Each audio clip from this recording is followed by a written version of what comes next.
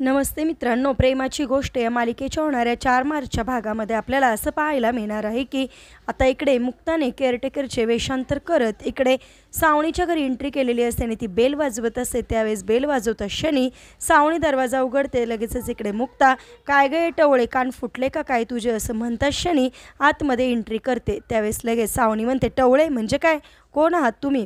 त्या क्षणी लगेचच इकडे मुक्ता सईकडे जाते आणि सईच्या डोक्यावरून हात फिरवत असं म्हणते की मी हिची केअरटेकर, हिची काळजी घ्यायला आले आणि तुझी टवळे वाट लावायला आले, असं तोंडातली तोंडात बोलते।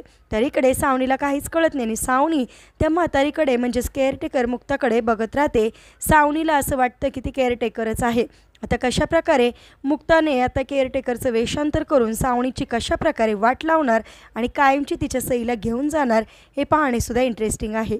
असेच मालिकेच्या पुढील अपडेटसाठी तुम्ही आपल्या रंजक मराठी चॅनेलला नक्की सबस्क्राईब करा। थँक्यू।